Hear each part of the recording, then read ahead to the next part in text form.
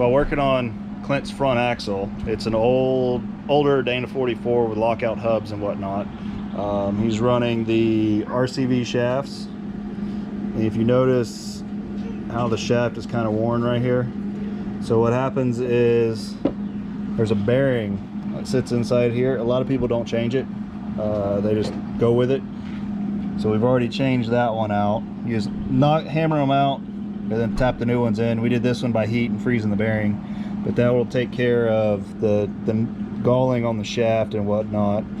Just a good roller bearing.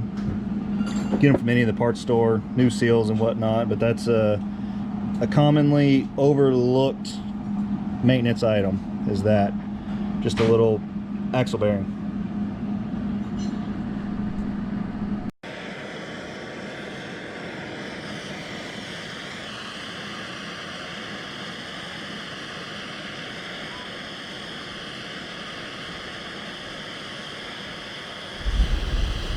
What we did on this hub is we used a MAP gas to heat up the hub to expand it. We got it's about 350 degrees.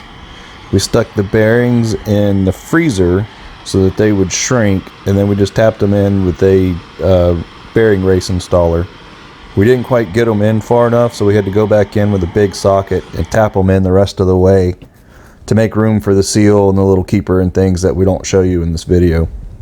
It worked out pretty well. It was pretty easy. Saves you from destroying the bearing.